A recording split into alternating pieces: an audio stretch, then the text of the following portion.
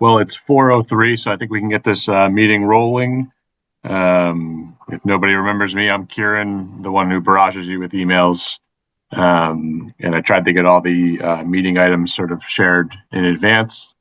And we have a few folks with us here today. So we have TCAM hosting us. I think we have a lot of time to work with. So hopefully we don't go past the 2 hour mark. But let's dive right We into have the two agenda. hours. Is that what we have today? We have 2 hours. I think it's like an hour and 45 minutes or so. That should be Okay. enough. And then there's a housing authority meeting at 6. Yeah, So, and we've got a few more volunteers for that afterwards. So, all right. so looking at our agenda, I'll sort of walk through it. We have a roll call. I'll let you guys do your roll call vote. I'll start. Veronica Cal present. Cindy Bound present. Oh, sorry. Beverly Napier, present. Did we lose David? He was here a minute ago. Let me go in the other room and look. I'll be right back. All right. Beverly, are you here? Sorry, Cindy, are you here? Oh, yes, I am. Okay. Yeah. Just making sure. Yeah.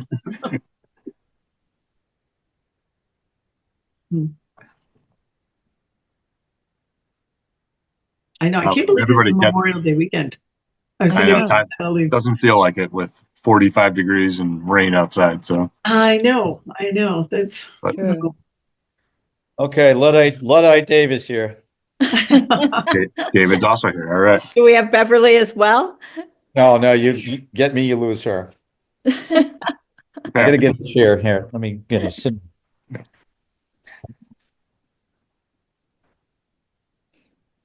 All right.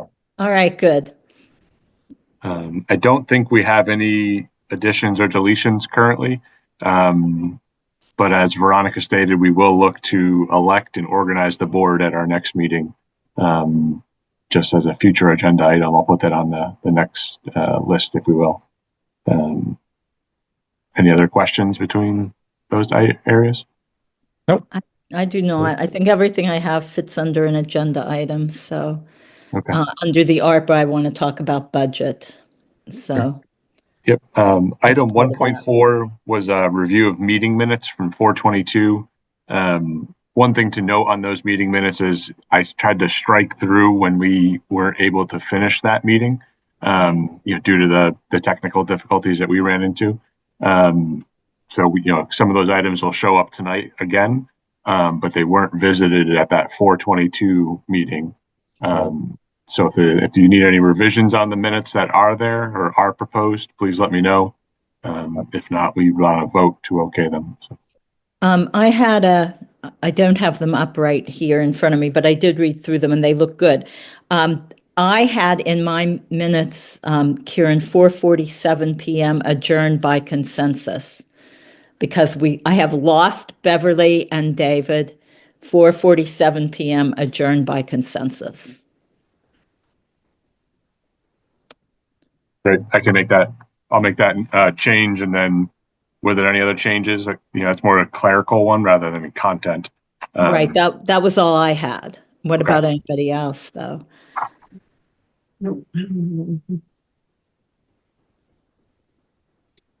I see one typo I had in there, but otherwise I think we're in good shape. So.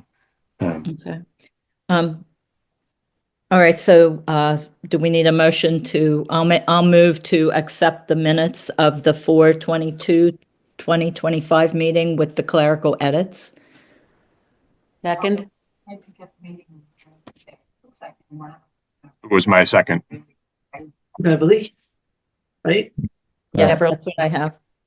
Should be someone that was on after we were off. So it should technically be Cindy. We're just accepting what the minutes are written up as. Oh, okay.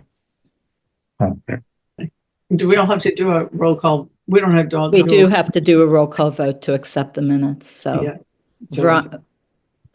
Veronica Cal, I accept the minutes. Cindy Boundy, I accept the minutes. Dave Orland, I accept the minutes. Beverly Napier, I accept the minutes. Excellent. Right. Thank you so much. I'll get those up on the website. We do have, if you look at the Townsend Affordable Housing Trust website, made a couple edits so that the minutes will show on that left-hand panel there.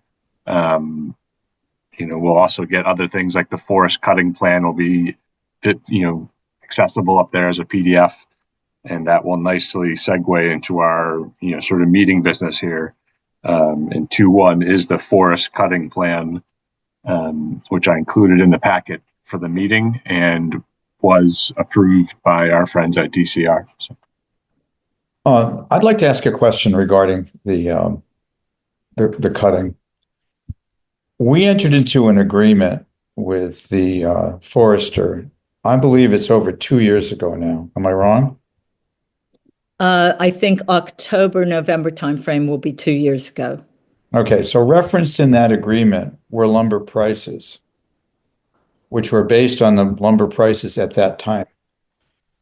And I only wonder if there's been any significant change, up or down, I'm guessing up, in lumber prices, and whether that needs to be adjusted or revisited or not. That's a good point.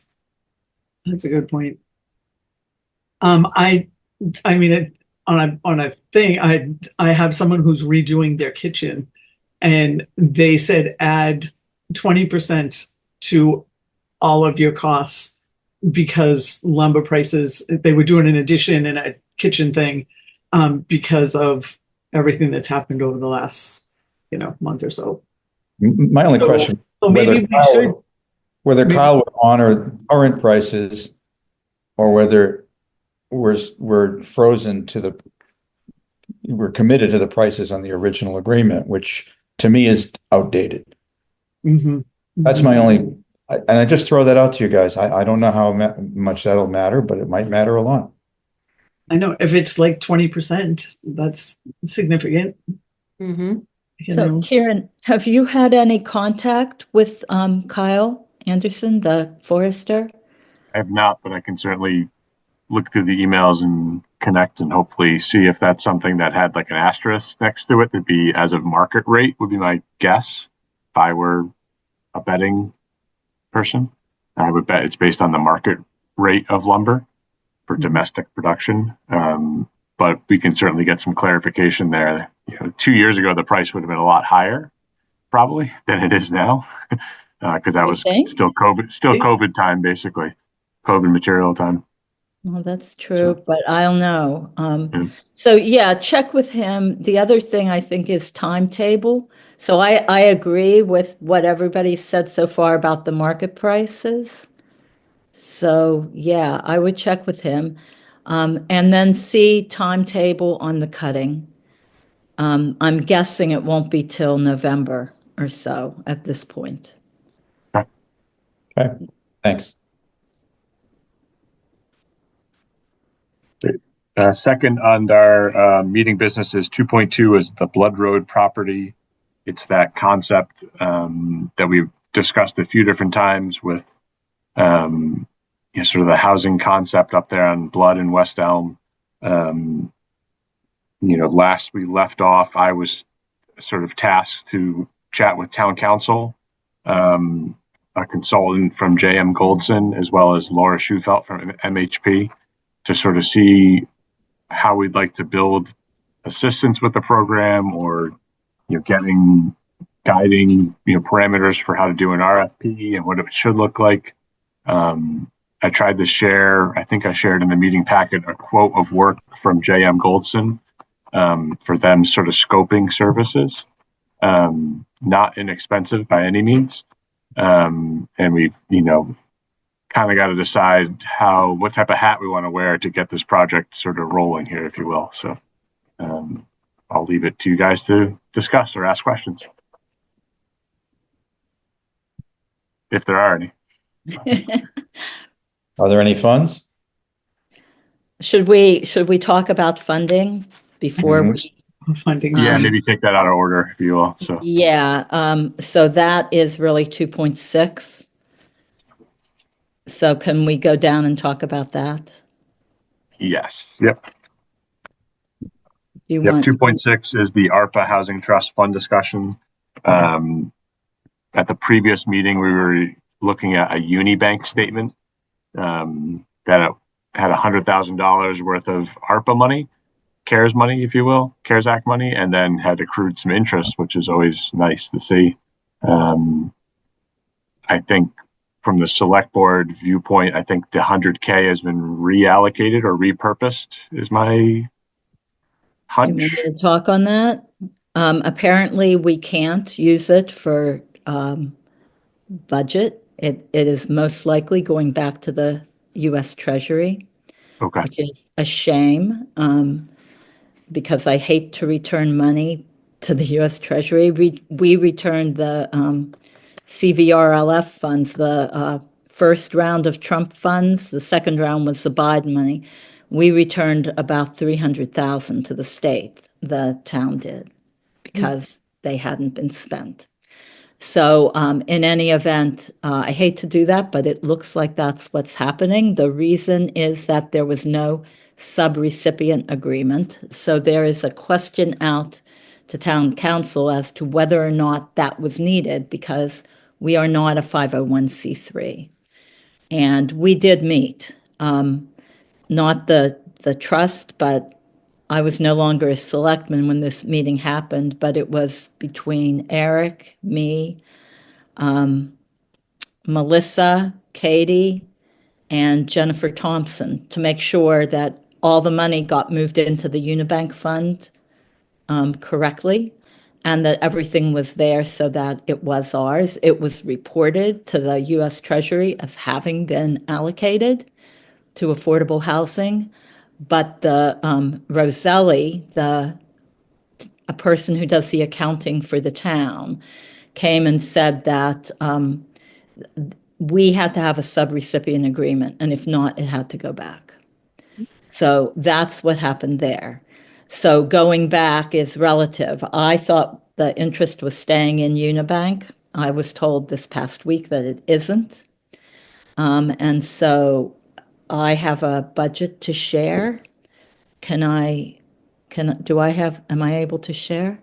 Yeah. You can request, Yep. I just sent a request for sharing. Cindy, was there a question you had? Well, Well, that- how is Adam looking into this? Because Yeah. so how long does that take? Well, I'm hoping that that's one of the things that we talk about. He's here for office hours on Tuesday. So I sent him a lot of questions, well, 3 questions for office hours for the Housing Trust. Yeah, so hopefully that question will be answered. That was actually a Nelson question to him last week, and we haven't heard back. It's town meeting season, though, so things get answered more slowly Yeah. than normally. I just think it's a shame, especially that it goes back to the U.S. Treasury at this point. I agree. Okay, So the request for sharing, and I can share. So let me share this. All right, can everybody see my screen? Well, Yeah. our pictures are skewing a little bit on the far right, but that's Okay, let okay. me see if I can pull it That's over. It's okay. Doesn't How about there? Good. It's fine. All right, so I added a column because we have to be able to pay Kieran. And so through now and the end of this fiscal year, there are funds in land use that can be used because we do not have a land use coordinator. So there is extra funds there. So Kieran will be paid.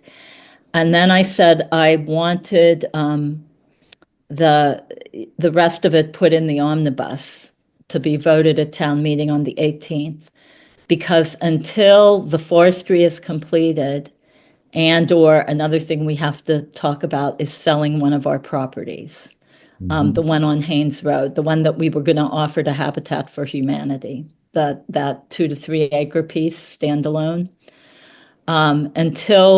If we sell that property and if the forestry is completed, we will then have funds and we won't need anything from the general fund. But until then, the budget that's here between FY26, that was the budget we put in. our budget doesn't show up in the omnibus, but because we had funds in Unibank, those were the funds that we would use. So Right. this is the budget that we submitted after the February meeting. We talked about it then, that and the timeline, and I submitted those. So this is what went in, this whole thing, actually. I added this column yesterday and talked to Nelson. So I put things in to kind of get us moving through the fall when forestry gets completed and if in fact we should talk about the sale of that one Haynes Road property, then we would be back in business. But until then, this is what I estimated we would need. Mhm. So comments on that, does that seem right? Because we will need some funds for Kieran between now and when we have money in the coffers again. Office supplies will be needed. Registry fees, we do need to pay some registry fees, which hopefully will get done by the end of June, but if not, there's money there. On the pre-evaluation and development for FY26, it went 50K to 5,000. Yeah, Yep. that's a typo or no? No, that is not a typo. That is what I would estimate we would need for the fall. That was my just a guess to get the RFP in place for the Blood Road development.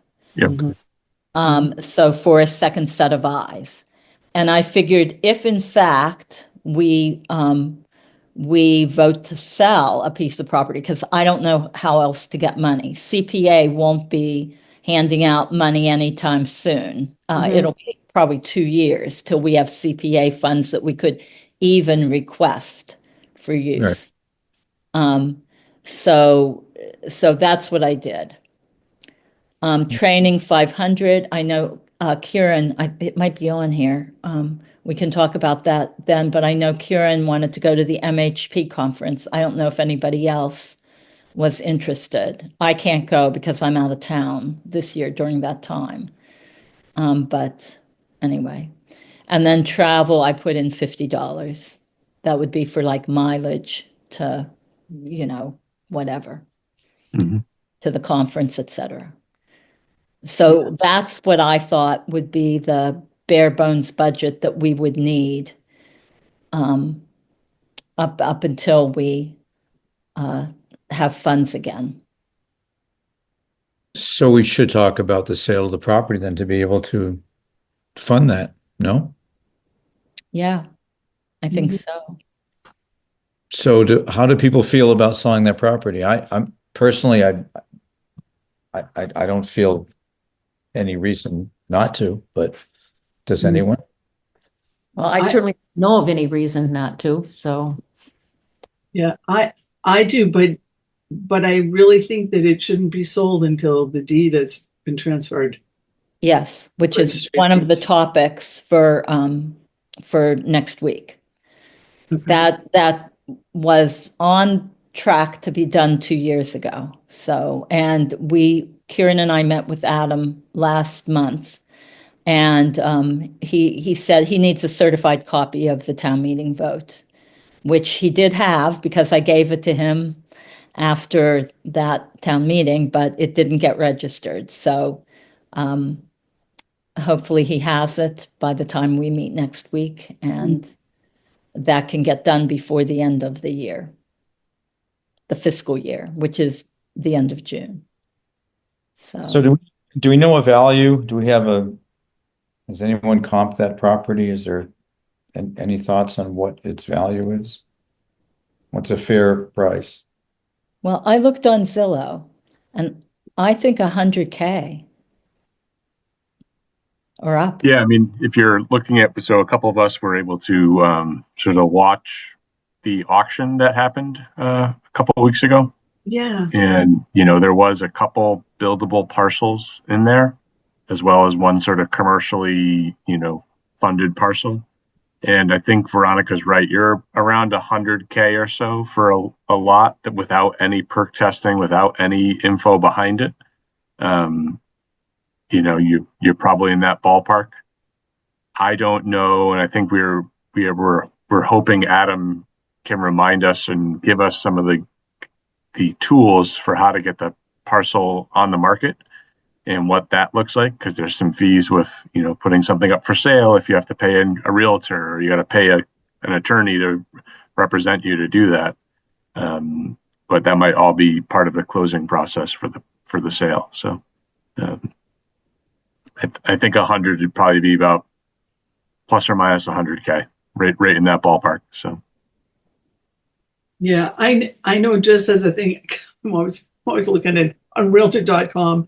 Well, it's an 11-acre parcel for 139. I think 100 sounds reasonable. And can't you just list, I mean, I know, can't we just list it like with nothing's been done? If you're interested, you come and you get an engineer and because I think that's a good location and it's a good lot, that someone would probably want to build a house on,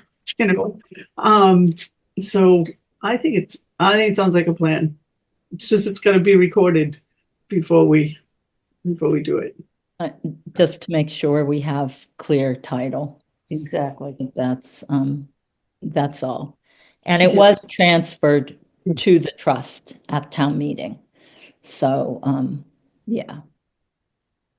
do we want to maybe for our next meeting, which will probably be the end of June or early July, is my suspicion, with sort of people have travel and holidays coming up, do we maybe want to look to vote at that next meeting to authorize perhaps myself and Adam to work together to figure out the process for getting this sort of rolled up for sale, and then have a final vote by the Affordable Housing Trust to say, yes, we approve the process, and get the parcel up however it is, whether it be through realtor.com or Zillow or whatever it is, for sale. Is that the best sort of thought?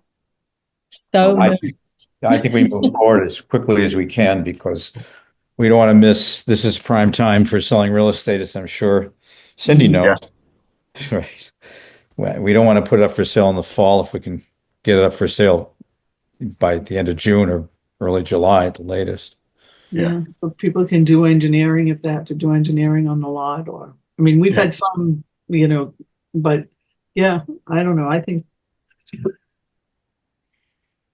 Yeah, and I think selling it without any representation is probably the easiest and least expensive path for the town. Because we don't want to send a guy or a person out there to start doing test pits and stuff like that. That may help with the marketability, but we have to pay to play, and I don't think we have the funds to sort of work through that at the current time. So, Right. I agree. Well, and I imagine that any offer would come in would be subject to it passing a perk test, which the buyer would have to finance, but they wouldn't be committed if it didn't perk, right? Yeah, I mean, you may prefer the $90,000 cash and close in 2 weeks over 100K and wait for a perk test. Mm-hmm. But I'll leave that up to you. Perk test won't cost 10 grand. Well, I think that, do we need a motion for Kieran to work with Adam to come up with the process and Sure. So my one hesitation is we should have that deed sort of organized, to Cindy's point. yes. So I would say let's wait till our next meeting, and because you and I are going to meet with Adam on Tuesday night. And if he hasn't been able to do it yet, then we've made a motion that may be outdated by the time it's actually activated, if you will. So Yeah, and if one of you are around on Tuesday night and want to meet with Kieran and I with Adam, it wouldn't be a quorum if only one other person. What time? 6:15 is the time I requested. I haven't checked email within the past like 3 or 4 hours. So, but as of this morning, I didn't have confirmation. Have you seen anything, Kieran? No. That? Okay. So, but 6:15 is the time I requested. Adam has a hard stop at 7. And and I have a couple other things I need to talk to him about. So 6:15, we'll do the housing trust first. I'll go. You'll go? Okay, great. Great. So it'll be the three of us, and Yep. So that sort of covers 2.6. I know we jumped out of order there a bit. So that, encompasses housing trust fund, the status of that Unibank, repurposing, going back to the federal government just based on the way things are and timing and such. And it links back to selling the property, our budget as a group, and then getting clarity from town council for that Haynes Road parcel that we will look to eventually sell, hopefully sooner than later. But we certainly want to make sure that's a good, clear deed before we get too far ahead of ourselves. So, I have one question because you mentioned the bank account, and I'm sorry if I'm beating a dead horse here. I don't think we have to give them the interest. I don't either. And I sent the budgets that we've submitted for the past 3 years. The fact that we did have a vote, I think it was October, not 24, 23, to transfer funds to I can't remember the exact date, but it was between August and October, to transfer funds from the Unibank account to a general fund. And those funds were drawn on to pay Allison. And then what accounting did, is they transferred whatever hadn't been spent, because we haven't had anybody for a full year as our admin. Sorry, Karen, but you're on the path of the third person in a year and a half. So anyway, so we had they transferred it and took out Aaron, and right now that account is overdrawn because, and we asked, and the minutes show in both, I think it was June and August or July and September, the question was asked whether more funds needed to be moved. We talked about it in a meeting. I don't know if you remember me saying, why am I not seeing a draw here for Aaron? And I was told, don't worry, when we need more funds from you, we'll let you know. And that was this past fall. And now it's overdrawn. So anyway. Maybe the interest will go into that accounting account and they'll pay Karen from it, which right now is really the only funds that we're drawing, except for registry fees. We did use some for registry fees about a year ago. So. Okay. I don't know. I'll hang on.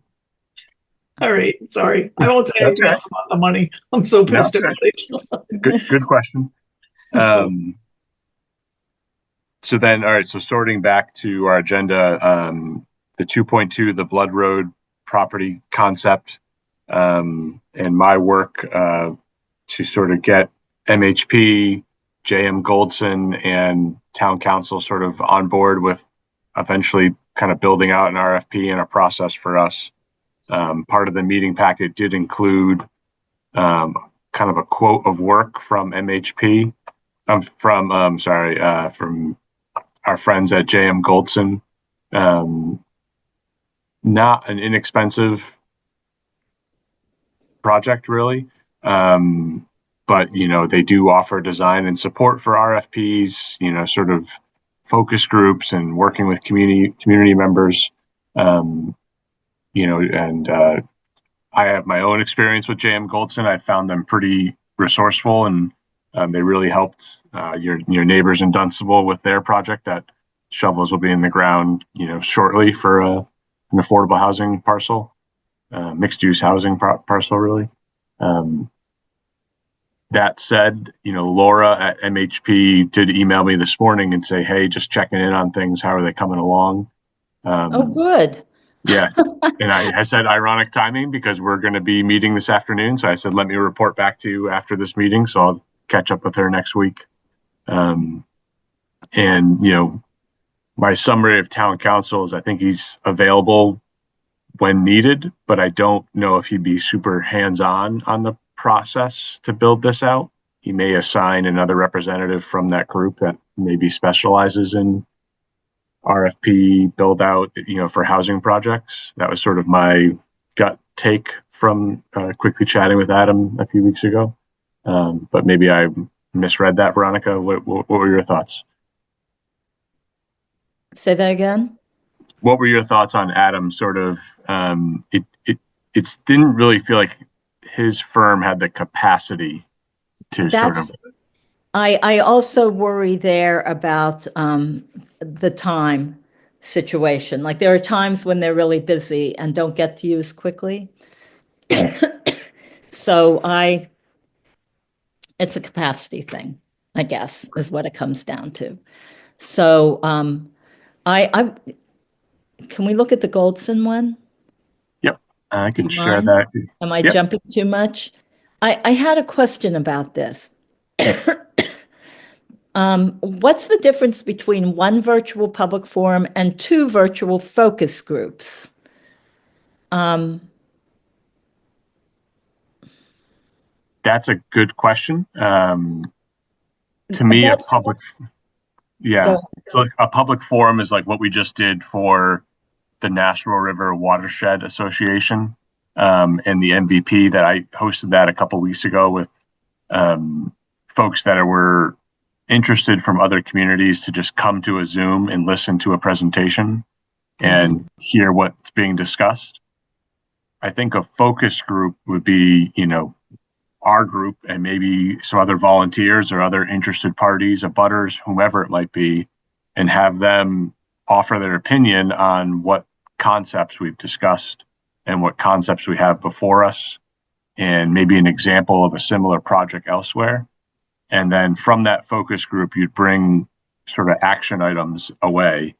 And the thought would be, we don't want it to be more than 2 stories high, or, we want to make sure all the buildings are green so they match the foliage in the area, sort of real tangible feedback that you could work with, rather than just sort of open-ended discussion that a virtual Zoom may lead you to.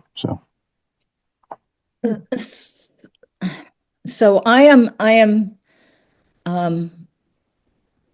am more interested in using J.M. Goldson if we only had money, than the other. But I'm wondering if we could do before the end of June one of these two, either the 2 virtual focus groups or the 1 virtual public forum, and use J.M. Goldson for that. And then once we've voted on and perhaps once we have money in our coffers, use them for the other things. Because if we had the 20,000 from ARPA, I would definitely do the whole thing with J.M. Goldson. That's my thoughts. I don't know. What do you guys think?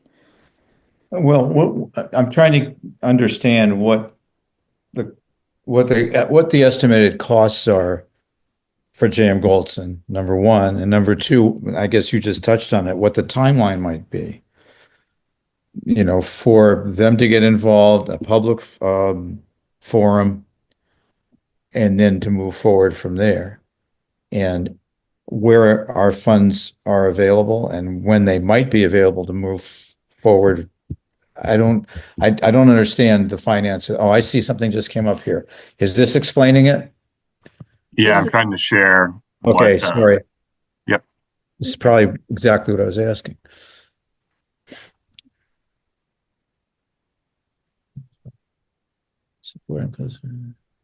In the charge I gave J.M. Goldson was, anything over $10,001 has to go out for bid. So if you segment your project into different, benchmarks, it does keep you under a threshold, which helps sort of the expediency of the project and some of the costs. It sort of helps break it out for you. And I sent this in the meeting packet too. So if it's too small to read and you want to review it or refresh your memory later on. So I see. So for example, if we were going to do as Ronnie suggested, say we did a public forum and not a virtual focus group. We did one or the other. And then we moved on from there to the design support working session. That's about 12 grand. Do we have that to be able to move forward in the month of June? Is that available? I'll have to check. Okay. You know, if we can use funds through land use, then maybe. Okay, so that's something we have to look into before we can. That one of the topics that is on the agenda for Adam is our funding. You know, how do we move forward with this? Because we are right at this point. It means, though, that our RFP might have to wait, not for, we had hoped to have that in August, but if we don't have funds to complete this work, it might be that we have to go for the next spring round, is it? I'm trying to remember what MHP told us. It was August, and then if you don't deadline. meet August, the next. Do you remember? I thought August was the prime time. I think you can go anytime, but I think August, didn't they say, is like the prime time? So if we don't have the money, does that mean we have to wait a year and wait till next year? So, I mean, you can release an RFP and publish an RFP for proposals at any time. And, you know, your other friends in housing from other towns may say it takes a few tries, to be perfectly honest with you, to figure out what the feedback is before you hit a home run here. So even if it's October for us and we push it out and we just get a little bit of feedback, you know, I think the second go round or the third go round with a JM Goldson or an MHP is going to be at a lesser rate, because really the fundamentals of the RFP have already been built out. And we're just fine tuning based on feedback we've gotten until we hit, you know, a group that really wants to work with us and may want a smaller scale project, which is sort of what ours is, compared to a, you know, Woburn where they're building 200 units at once, you know, something like that. So That's true. That's true. Didn't consider, yes. Because, you know, it just becomes a document that you're working with then, which is great. And it's a process and it gets us more comfortable with it. And, you know, it took us almost a decade in Dunstable to finally get a project that was interesting for the town and that our housing group was proud of and that somebody wanted to do. You know, so it doesn't happen overnight. So Okay. Interesting. I don't know if that sounds sad or not, but it's kind of the reality. Like it's a Reality. slow build, you know, it won't happen in one day. So at least from my perspective, but I like to be proven wrong too. So Baby steps. Right. yeah, just framework, you know, that's part of the process. So then what would our timeline look like then? Probably, I don't know. Yeah. So I think it's The fall, maybe instead Yeah, of. I think sounds realistic. We could have an RFP out by the fall. You know, might be late fall. That sounds realistic, no? I think it does. Yeah, I think that's a great goal. Yeah, it's not the timeline that we imagined, but it's it might even be the one that we would wind up with, you know, even if we imagined August, you know? So I would kind of like to do this in pieces, you know, and maybe is this like chronological order? Do the one virtual public forum first. So if we can see if we have funds available to do that, we could do that first and get that done maybe by the end of July. Meanwhile, see if we can get that property sold and then go with the next one as soon as we have funds in the bank. I think the 7,000, the RFP design support, that's really important. And if that could happen around September, you know, to October, we could get something out in the fall. It's a little later than what we thought, but yeah. And then this last one, that's a result of getting stuff back. Is that true? From the RFP? The last one, I wasn't exactly sure what that is. That's Yeah, after so people respond. right, yeah, it would be like, so MCO building out of Harvard responded to our RFP that we published out, and they said we would like, here's our response, and the response comes in a very formalized sort of package. They have to mail you a bunch of binders, financials, and like flash drives like that you can plug into your computer so you can look through the response.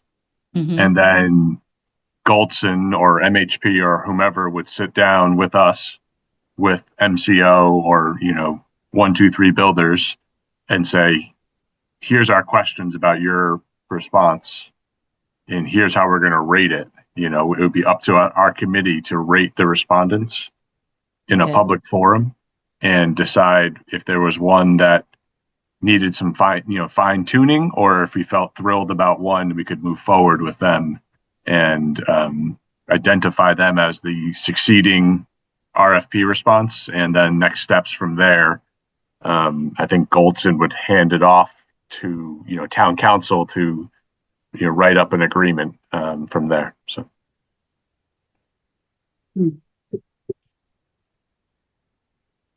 So, Kieran, maybe what we should do is have you talk to Nelson and see if we have funds. I'll talk to him too.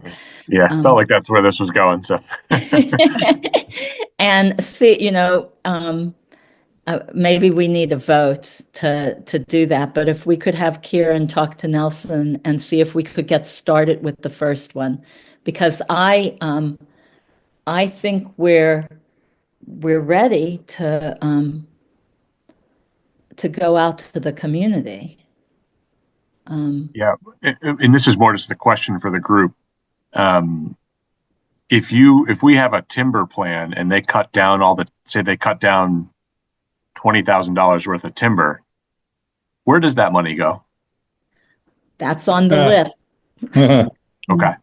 That is on the list. If you look at the contract, we asked this question of Eric when we initially did the contract. So it's not that one. It's the actual contract itself. Okay. It's signed by the select board, which was Teresa, Chaz, and Joe at the time, and by Eric, or maybe just by Eric. I'm not sure. I don't know if you have the contract here. I don't think I do, but That was the thing that I wanted you to show to Katie, because she should have a copy of it, because she doesn't, because she emailed me back and said, I have no idea. So I said, all right. Okay, so we need to get that contract to her. Let me look through my documents. But that is one of the things that I want to ensure happens with the forestry funds. Because we can't have, the monies that go in be pulled back. That can't happen. Right. Yeah, and I think that would be accurate for each of your, our affordable housing trusts, housing authority, your conservation group. Like if conservation, has someone, if they're creating fees, then the fees go into that bucket. Or if they're selling a conservation restriction, then that fees go into their bucket. And I think for us, it'd be if we have housing trust land owned and we vote, and if you vote to say you want someone to timber cut it, then your group should be able to hold on to that money for an RFP project or for something else, whatever it might be. So. Exactly. Forestry meeting, I'm looking for the contract. In my stuff, I don't have that. Do you have it, Kieran? You should. So I'll look around for it, but Katie had told me she didn't have anything, so I will circle back with her on Tuesday. Okay. When my hours are back on. So, The sheet that you showed, the one that you screen shared, that last page. Let me get to that.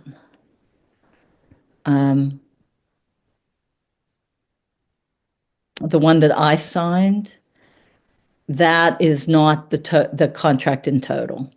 Okay. The forestry plan goes with it, but yeah, I'm not seeing it here.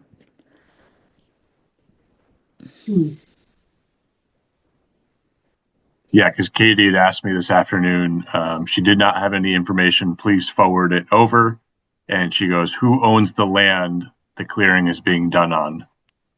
That is us, and we have to make sure that that is clear. Agreed. You know, Adam has always told me it was transferred, so it's not an issue. It doesn't matter whether it says the town or it says TAHT, but I absolutely think it matters. And it needs to be posted. Yeah. Agreed. Yeah, me too.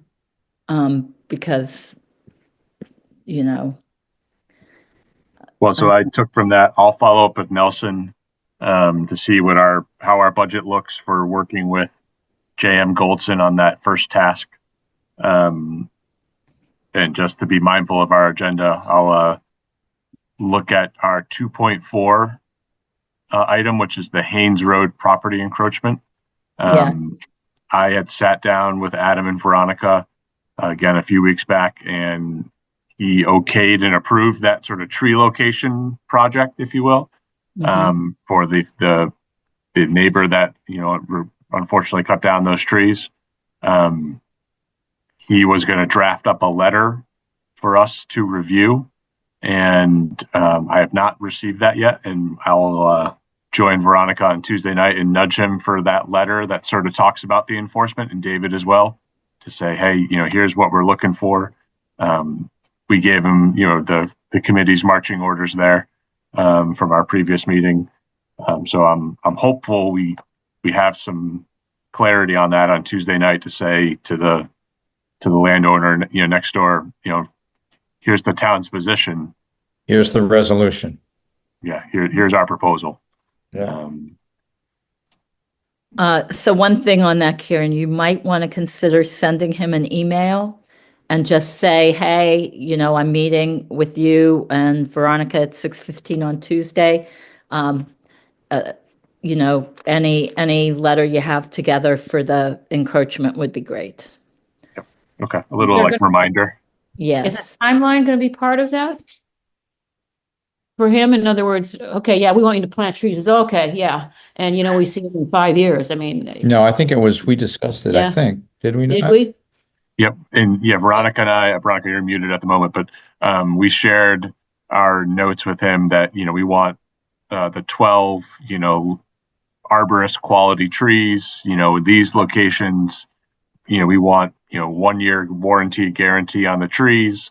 Right. You know, be planted in the fall, so they're not, you know, it's Okay. not the dog days of August, you know, and to be, you know, of similar, like, I think I can't remember if it was conifer or deciduous. We used somewhere to that effect to say, make them look like they match out there, and they're not, you know, little Japanese maple trees, which are beautiful, but don't grow out there. So, Yeah. So I'll nudge Adam on a couple of those. Veronica, I'll copy you on those emails just so you have it for your reference point too. Okay, thanks. And if you want to copy Dave too, that would be good. Okay. Yep. So yeah, if Dave joins us, yeah. I think you can probably send all of us, you know, send it to all of us. Okay. Correct? Yeah, I'll copy the whole group. I can't, but you can. Next on our agenda was the Townsend Open Space and Recreation Plan. Maybe I'll see if I can grab this link. Let's see here. Give me 1 second. And really, this was just more for background for us. Our planning board folks went to the senior center and met with the seniors and our friends from MRPC presented an open space and recreation plan, which I thought was pretty tastefully done and think served as a nice sort of reminder to the folks there that there is a lot going on and a lot of opportunity for seeing other parts of town. And let me grab this here. And it's a very long plan, I would say. It's about 111 pages. Holy mackerel. I was on the committee. Yeah, that it's light developed reading. this. But I think it's worth a review, and it does highlight a lot of the great features that Townsend offers to folks. I won't bore you too much on it. It was over, it's in the finals approval and acceptance stages from our friends at MRPC. But, it highlights a lot of the different things that we have here in town. So not really a voting matter, but more of just, it was on our agenda and good to be aware of. So.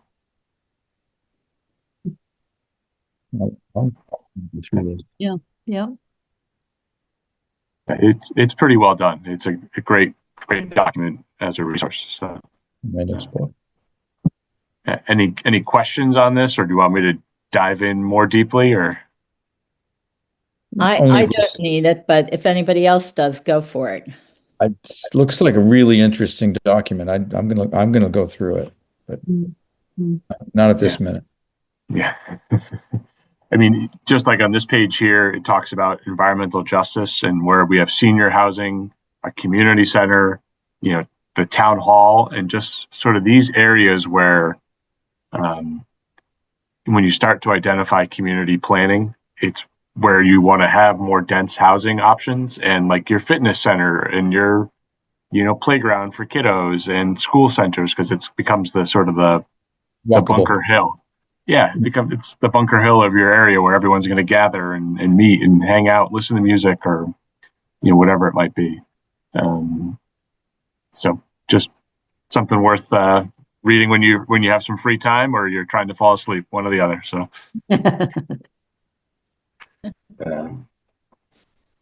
All right, so jumping through our agenda, that was 2.5. We touched on 2.6 earlier, so I think we're good there.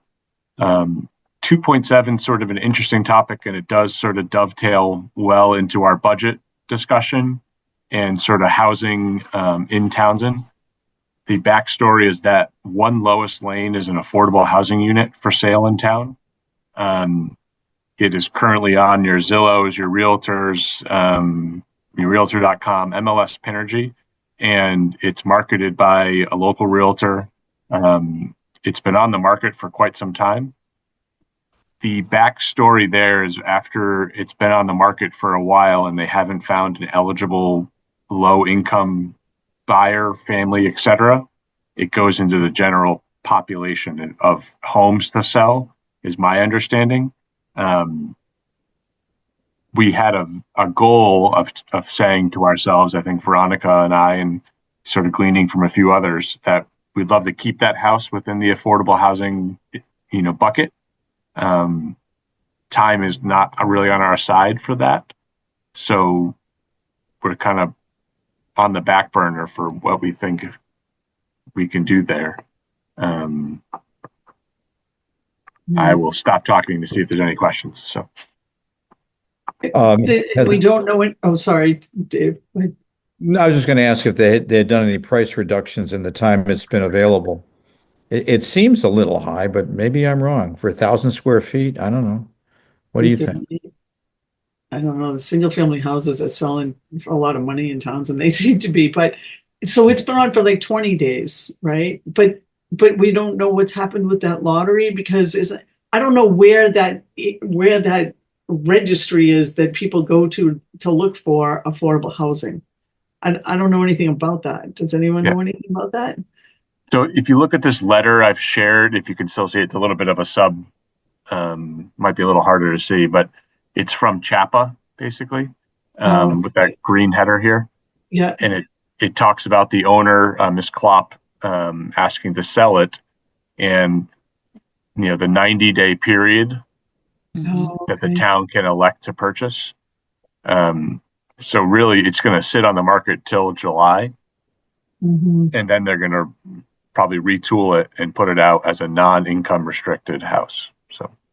Well, I have a question about that because I had sent an email saying, hey, how come this isn't, where is this being advertised? I think you were on that email stream, Kieran. I don't know about anybody else, but I know you were. And somehow it got to Jack and he said, well, the lottery is like May 13th or May 14th. And you have to have your info in now if you want to be included in the lottery.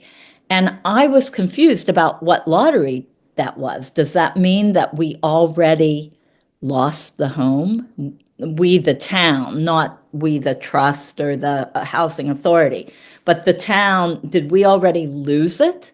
When in fact, this letter, which is what I thought we were going by, because I thought it should be advertised on our town website somewhere that, hey, if you qualify, you could buy this. So I think you could qualify, but I'm not an expert in this field quite yet, but I think you still have to go through the CHAPA process in order to get approval from them that's just my guess. Because it's not very clear how you succeed in purchasing this home. But it does on the listing for the house, again on realtor.com. They list like the income guidelines and they talk about that. And that sometimes can be off-putting because some people are like, wait a minute, I'm not getting involved in a whole big crazy thing, because it can seem like a lot of red tape in it and a lot of, but yeah, I don't know. I don't know because everything else in Townsend is selling pretty quickly. So I was surprised actually that there isn't someone, a working couple, a young couple, or a working person, or a working, that might be like, hey, this would be a good thing for me to jump in on this, but I don't know. It hasn't happened yet. And even a senior that wanted to downsize. That's true too. Might be and might qualify income wise for this. Yeah. Yeah. Because, for a single person, it's an income of 92,650. For two people, it's 105, almost 106. It's a pretty generous allowance, that's the max. That's the max that you can get for your. Right. Do they have mins on there or do they just list the max? Just the max. Yeah. And the minimum would be up to how much money they make and how much they could qualify for a mortgage, how much they put down. It's all on income, is my understanding, that, it's income. So, right. So that even someone could come in and if they had the 300,000, they could plunk the $300,000 down as long as their income was not more than what the income guidelines are, the maximum.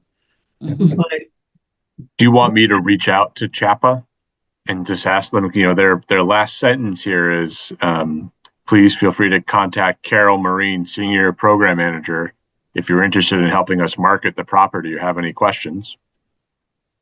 My answer to that is yes. Yeah. And I think at the very least, it should be up on the town website because there might be somebody that's interested. Yeah. I want to ask her, if we have a resident, can you push them to the top of the list? That's of course, where my head goes is how are we helping our neighbors and residents here first? Right. Not that there aren't people throughout the state that need housing, but I had 2 people reach out to me this week from Townsend saying, I'm living with my parents. Do you have any housing options? Which is also an agenda item for Housing Authority later on. And I don't really have a great answer for them. My answer is go to the website. And I hate saying that because that seems so unhelpful. Right. But which is why in our budget, we were hoping to, in fiscal year 2027, hire a staff housing director who would be a full-time person working to do exactly what you just said. Yeah. But anyway. So I'll follow up with Carol. I can call the realtor. I know Louise Knight, who's the listing agent. I know her just from other walks of life, so I can ask her how it's going, and just sort of see what the backstory is for now. So That would be great. And we're also going to discuss Lois Lane in our housing authority group. So Veronica and Natalie, who's quietly watching, will hear about it later. So more to come. But that's that. So that was 2.7 on our agenda. 2.8 is MHP Affordable Housing Conference. And I can, if you can see this tiny little screen.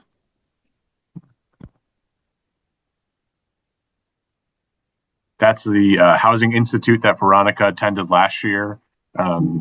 This is also a part of the packet I shared with you guys earlier. And I think it's really a session to go and meet with other folks from housing opportunities, maybe meet other Laura Schufelts. Maybe I can find us a cheaper RFP group. You know, Then J.M. Goldstein, you mean? Yeah, you never know, right? And otherwise to sort of get a nice opportunity to chat with other folks like myself and maybe like you guys who are volunteers and employees trying to piece together what's kind of a tricky topic in general in Massachusetts these days. If anybody wanted to join me too, we do have some capacity within our budget for some training. So let me know. All right. Yeah. And I think it's a valuable thing. I think you should go, Karen. I don't know if it would work in my schedule but I think they're valuable and you get a lot of information. And so I think it's good. So I think you should go. Yeah. At the least, I want to come back with a lot of packets of information, so then I can at least scan it over to you guys, or you could stop by, the town hall and pick something up, try to get a bunch of brochures, stuff that's actual tangible things we can read and kind of get ourselves better informed with, and just sort of collect as much information as possible. And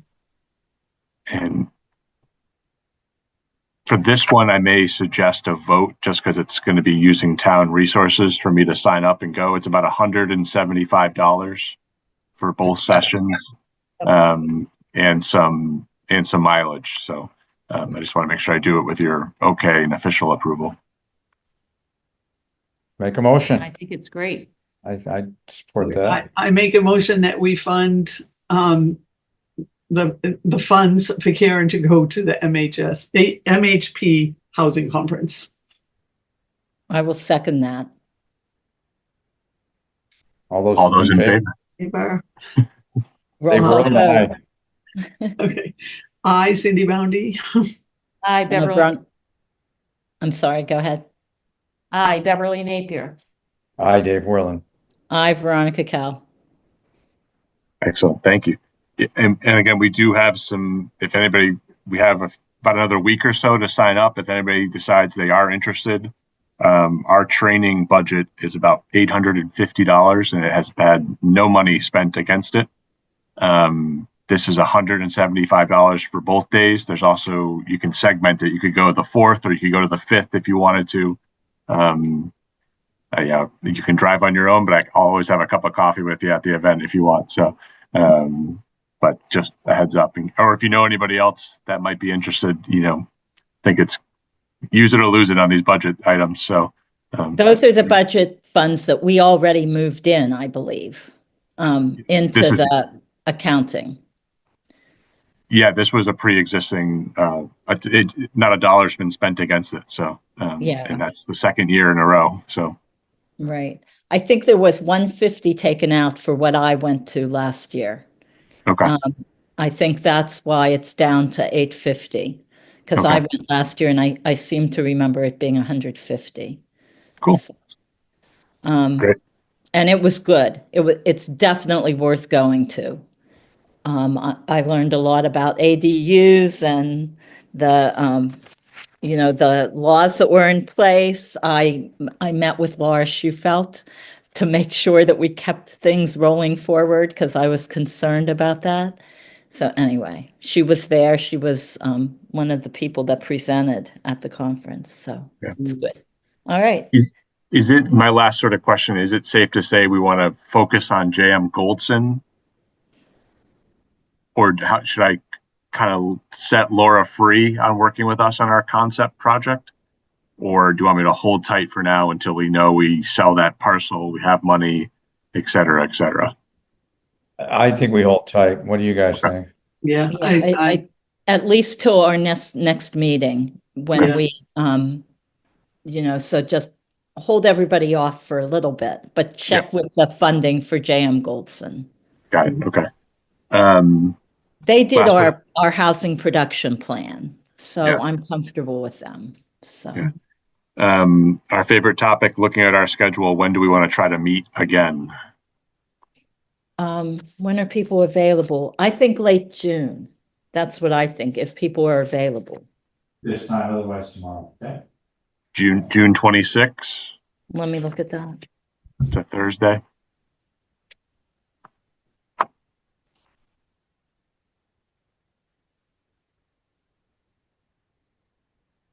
Just let me make sure that I think I set that date up for a CR meeting.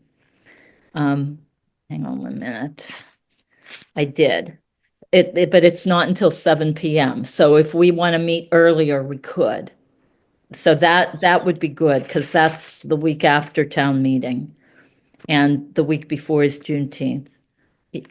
26 is good if we do it anywhere in the afternoon for me. Yeah, okay. Likewise. Yeah, the 26th will work for me too. Yeah. What did you say, later in the afternoon or? Probably I'm good 4 with- p.m. if that seems okay for folks. 4 p.m. that day. Does that work for people? That's fine for me. That works for me. Yep. All right. Done deal. I think that's all I have for you. Otherwise, this is more for Veronica, but I don't know if Nelson told you, but we hit on another grant. So we got a $110,000 grant this morning. So For, the Community Compact Fiber grant. oh, good. Yeah, phase 2. So Excellent. That'd be nice. I wrote that in Got your March. work So cut out, Karen. I wrote that. So I was like, all right, at least I got some ROI now. The town wins. So here you go. That's right. Excellent. Congratulations. Great. Thanks. Yeah. Just one of many to come, Dave, just keep working. Just Well, you're going to keep raising the bar on yourself. that's not good. No. Can only let people down then at some point. So I have nothing else on my agenda unless there's anything that I missed on your guys' behalf. So No, No, I thank think this is good. Right. So, Good. Thanks, Karen. excellent. All Yep, right. I will. We'll open a motion or entertain a motion to adjourn if anybody feels compelled. So I move to adjourn the meeting. Okay, I second it. Veronica Kell, aye. Cindy Beverly. Valley, aye. Beverly Napier, aye. Dave Worley. My motion. All right. thank you, everybody. Have a great night.